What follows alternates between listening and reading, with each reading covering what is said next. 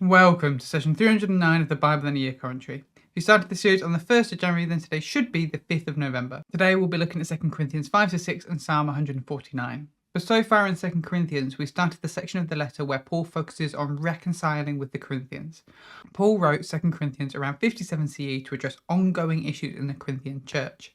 After planting the church and writing several letters, including 1 Corinthians, his authority was challenged during what Paul called a painful visit. Paul then a severe letter through Titus, who later reported that most of the church had repented. Unfortunately, opposition from new super apostles had risen up. This prompted Paul to write 2 Corinthians to defend his apostleship. The key issue was the Corinthians' value system. They questioned Paul's authority due to his poverty, lack of eloquence, and suffering, contrasting him with the more polished super apostles. Paul began by thanking God for the comfort he has received during these difficult times and asked the Corinthians for their prayers. He explained why he changed his travel plans. He figured it was better to send a letter instead of visiting again after his authority was rejected during his last visit. He emphasized that he didn't want to dominate them, but to bring joy.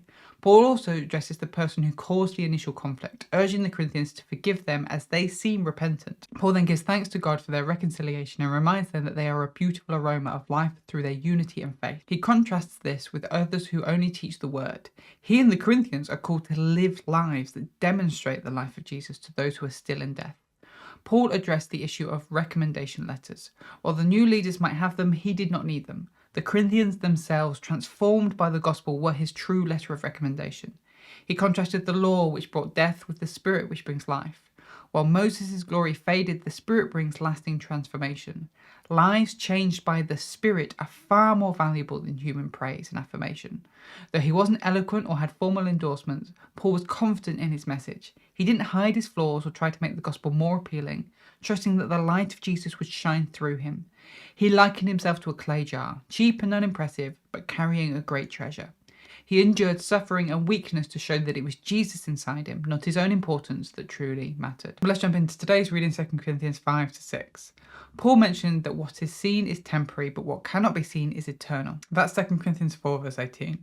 He then uses the metaphor of a tent. Currently, he lives in an earthly tent that will one day be destroyed, but then he will live in a building from God.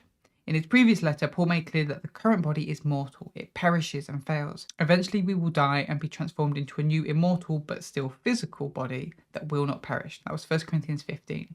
In the same way, Paul acknowledges that his current experiences are not great. He's poor and beaten, but that will eventually be done away with and he will receive the promise found in God. In fact, his desire is not to throw off the current life he is living, but instead allow that life to be consumed by God's life and promises. Right now, he acknowledges that this physical life keeps him away from the Lord.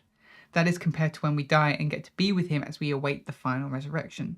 So for now, Paul seeks only to please Jesus so that when the judgment day comes, he can honestly claim he lived well in this mortal life.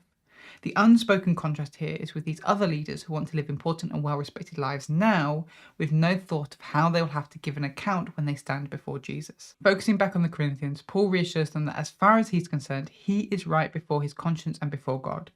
The reason he is explaining himself to them is not to assert his authority or dominance, but to explain why he lives the way he does, so that if others accuse him, the Corinthians can justify why they would rather listen to Paul than fake leaders. Jesus died so all might have life. Paul will now live for the one who died for him. This has to then completely transform how we view others. Jesus as a crucified Messiah makes no sense from a human point of view, because the believers had to give up their human understanding in order to know Jesus properly. They must give up their human understanding so they can see others properly. Every person who believes in Jesus is a brand new creation. All their past flaws and mistakes are done away with. They are completely new. This is done because God is seeking to reconcile all creation back to himself through Jesus. In the same way, we are called to participate in that goal of reconciling all creation back to God. Our number one reason for being is to be an ambassador of Christ. Paul's ministry to the Corinthians has been a model of that goal of reconciliation. He quotes Isaiah 49 verse 8 when God speaks to the Israelites that there will be a time when he will rescue them. For Paul, that time is now for the Corinthians. Now is the time for them and all the creation to be reconciled to God. So Paul will do whatever he needs to accomplish that mission. He will suffer and endure. He will go through all sorts of hardships, from beatings, imprisonments, sleepless nights and hunger. He will do all this coming in poverty and openness so the Corinthians might know this reconciliation. These very things that others have pointed out to discredit him are the very things that have shaped his ministry to them. Paul then makes a subtle call to draw away from anyone who would claim otherwise. These very people who are accusing him and discrediting him have fundamentally misunderstood the mission of God. So without naming them, Paul encourages the Corinthians to separate themselves from anything and anyone that doesn't align with God. There's no partner between righteousness and lawlessness. The two are polar opposites, as are light and darkness. In the same way, the Corinthians should not try to partner with those who fundamentally don't understand the gospel. In 1 Corinthians 5, we read how Paul encouraged the Corinthians to not have anything to do with sinners. We recognise here that Paul was talking about those inside the church who continually and unashamedly sin. The Corinthians were very much called to have relationships with sinners outside the church so that they might know Jesus. Paul is saying the same thing here. Have nothing to do with those who claim to be part of the church but ignore or miss its primary mission, but continue to interact with those outside the church because they don't know any better, and our goal is to see them reconciled with God. We then get a mashup of quotes from Leviticus 26 verse 12, Isaiah 52 verse 11, Ezekiel 20 verse 41, and 2 Samuel 7 verse 14.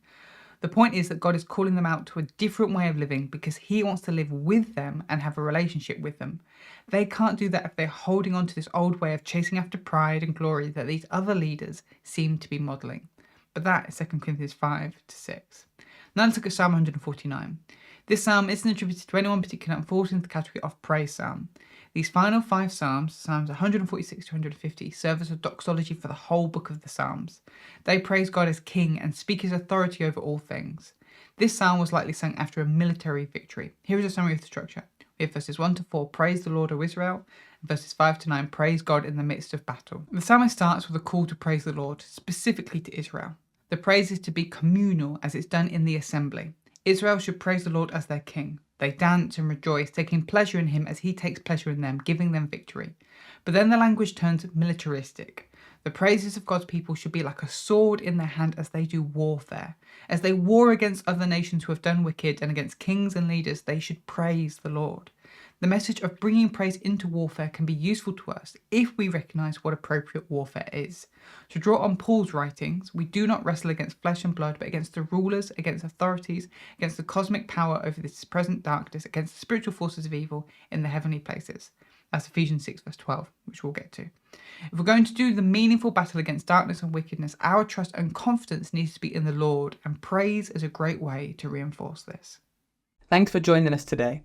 Take a moment to reflect on what you've read and share your thoughts or questions below.